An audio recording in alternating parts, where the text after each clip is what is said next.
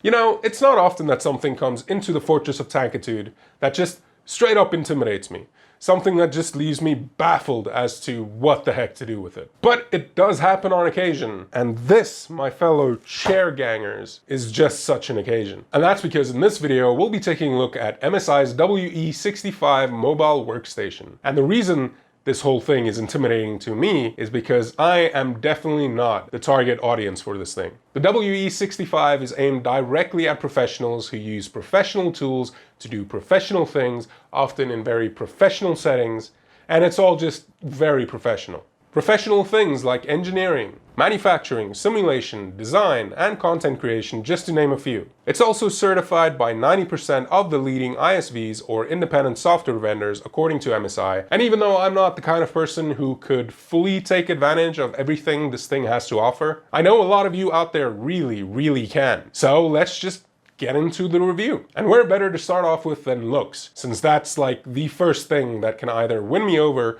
or lose me completely when it comes to notebooks. And surprisingly, even though I'm an RGB nut who doesn't mind some gamery flair every now and then, I legitimately love looking at this thing. Because MSI is targeting this thing at pros, they opted to stick to the basics when it came to the design of the WE65. It's all black all the time with a weird textured but glossy plastic finish on the top that I think looks and feels really slick, even though it's a major fingerprint magnet. And apart from the MSI Workstation logo and gamery rear exhaust grills at the back, this thing looks like a no-nonsense work machine that shouldn't look too out of place in a meeting while still drawing one or two glances of approval. And if you're in a line of work that requires you to carry this thing around wherever you go, you'll be happy to know that it's certified military grade when it comes to durability. That rating means it should be resistant to pretty much anything you can throw at it. And you know, we can't really talk about throwing things at this thing without also talking about build quality. And on that particular front, the WE65 is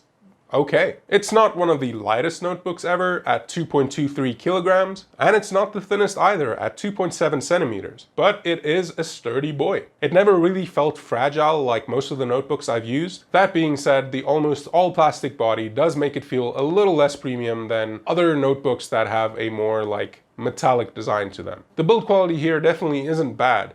I just wish MSI had made it a slightly higher priority on the WE65. Okay, time to move on to what's actually inside this thing, since that's where this particular notebook sets itself apart from your average gaming notebook. There are two main variants of the WE65. The 9TI, which ships with an Nvidia Quadro T1000 GPU, and the 9TJ that gets the beefed up T2000 treatment. The unit MSI sent over for me to check out is one of their WE65 9TJs, so we've got that Quadro T2000 to work with. The T2000 is built on the same Nvidia Turing architecture as seen in Nvidia's latest round of gaming cards, but built specifically for professional applications, making them much better at running said applications than the gaming cards. As for the heart of this machine, it has a pretty big one in Intel's Core i7 9750H. That's right, I know Intel just launched their 10th gen processors, but honestly they're not all that impressive, especially not at this particular SKU. So you're not really missing out on a whole lot here. The 9750H is still an absolute monster of a chip, sporting 6 cores and 12 threads, along with being clocked at a more manageable base and boost clock of 2.6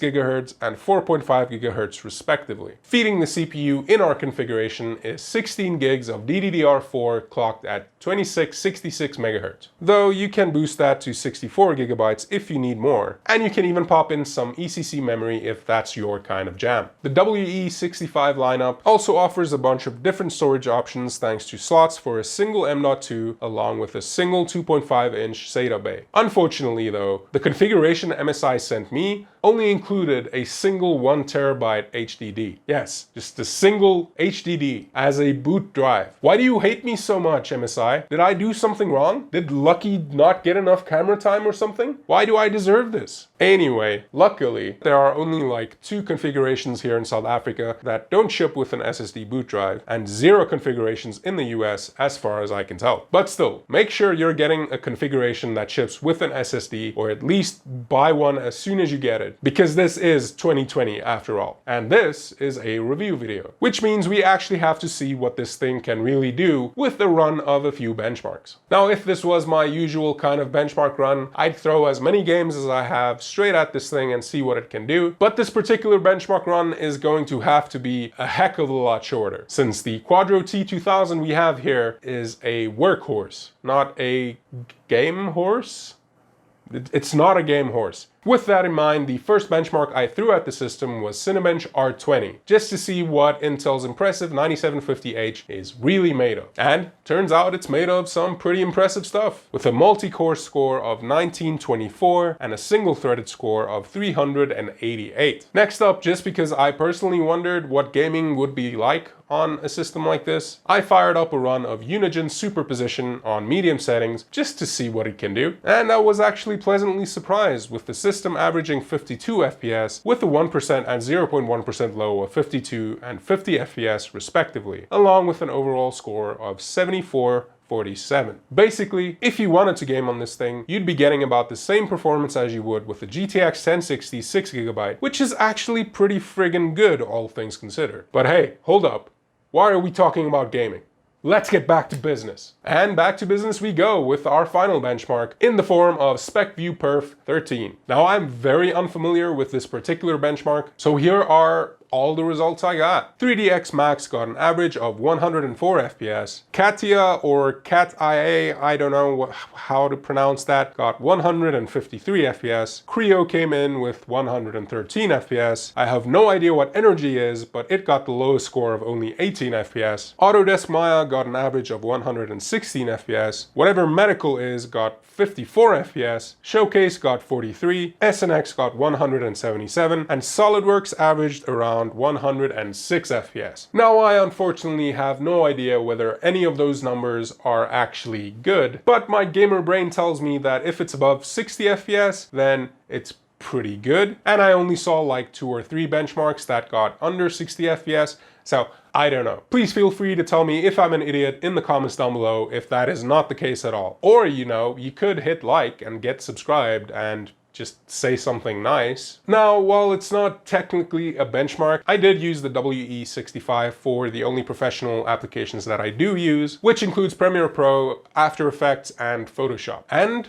I have zero complaints. Premiere Pro and After Effects ran perfectly. Scrubbing through timelines and 1080p 60 FPS footage felt just like I was using my Ryzen 1700 and 1080 system, if not a little better. And rendering was a touch faster on the laptop than it was on my desktop system. Probably because that 9750H boosts way higher than my Ryzen 1700. One thing to note here though is it did struggle a little to keep the 9750H's temperatures under control, with it maxing out at 99 degrees and throttling down 100 or 200 megahertz as a result. Luckily, it had no trouble keeping the T2000 in line, with it only maxing out at around 71 degrees. Cooling could definitely be a little better here, but under normal conditions, I didn't notice any throttling or overheating at all. Now, internals and benchmarks mostly out of the way, let's move on to the rest of the components that make this business system tick. And first off, we have to talk about that display. And if you're watching this and you're a gamer, you probably won't be blown away. All configurations in the WE65 lineup feature 15.6-inch 1080p 60Hz IPS level displays, none of which sounds all that exciting. But this is a work-focused machine, and the panel definitely reflects this. It trades higher refresh rates and resolution for what MSI calls exceptional color fidelity and high contrast rate. And as someone who relies heavily on both of those for my video and photo editing, it was definitely a good trade. It's super bright when it needs to be, shockingly vivid, brings out all the details in whatever image is on screen, and its high coverage of the sRGB spectrum makes it ideal for editing work. And even though I don't personally much care about viewing angles on monitors, the viewing angles on this one are phenomenal. Which I guess makes sense to professionals who want to show their projects to colleagues during a meeting or something like that. Something that you definitely won't be showing off to your colleagues is Rainbow Puke RGB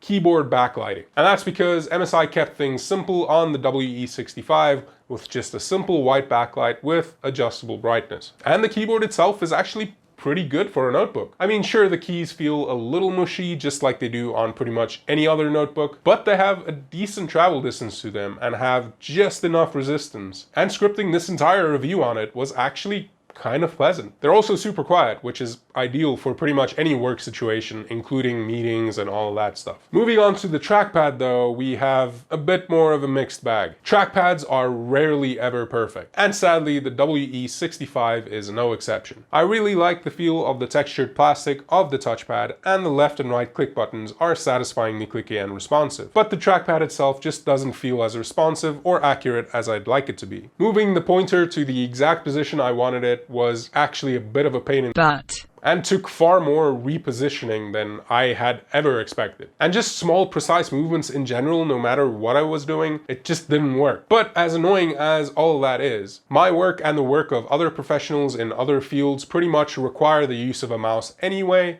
so this probably won't be a deal breaker to most of you watching. Something that is a rather big deal for me personally is having a decent set of speakers on my mobile devices. And looking at MSI's official page, its two 2-watt speakers definitely seem quite promising. There's lots of talk about them being 5 times bigger than others, having louder sound along with more resonance and higher quality. So needless to say, I was pretty hyped to see what audio goodness these things had in store for me, only to be met with disappointment. Now, I'm not sure whether something went wrong with the speakers in my particular unit, or whether there's a secret setting I missed somewhere, but the speakers on this thing were just abysmal. At max volume, YouTube videos were just barely audible. Decent 1080p monster. But is it the best bang for the buck 1080p monster, or is it just another overpriced underperformer?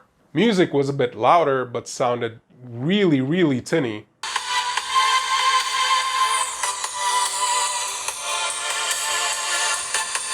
And just generally, they were way more disappointing than the website kind of led them on to be. But just like with the trackpad, the professionals that will actually be using this thing probably won't care all that much about having boombastic speakers on their work notebook. They, just like me, will probably plug in their headphones and just be done with it. While we're on the subject of using peripherals with this thing, you'll be happy to know that the I/O configuration we have here is surprisingly solid. We've got a single gigabit Ethernet port, an SD card reader, which I really appreciate since I'm doing that dongle life right now, an HDMI port, a mini display port, and 4 USB 3.2 ports, one of which is Type-C and the rest Type-A. And then of course you have your prerequisite mic in and headphone out jacks. The last spec I should probably mention is the battery, and the one in here is a 6-cell Li-ion 51 unit. The battery itself was actually a little more impressive than I just made it sound. During everyday use, which admittedly isn't all that intense, I was easily able to make it to the end of the day without needing a charge. And then when I was pushing the system really hard with some video editing, I could get a good 2 or 3 hours out of it before reaching for the 150-watt charger. Okay, so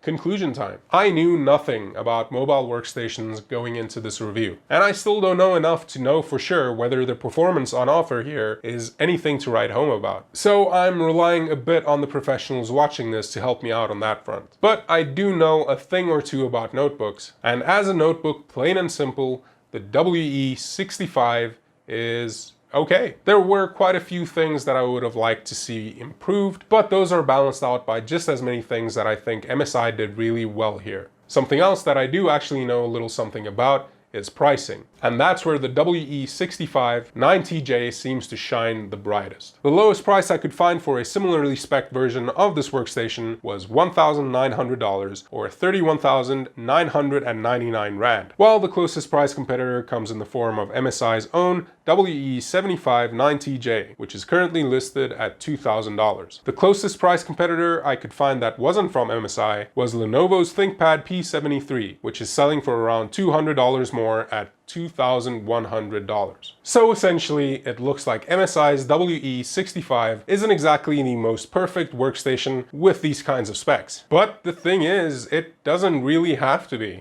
thanks to MSI's fantastic pricing. And something else that's an amazing price are the tiers in my Patreon, linked down below. Patreon is the best way to help support the channel directly, the only way to get your name in the credits of all of my videos, and the only way to see videos way before anyone else. And while you're down there checking that out, go ahead and show MSI South Africa some major love for sending this thing over for me to check out, even though I am completely unqualified to do so. So yeah, thanks for tuning in, and I really do hope to see all of you in the next video.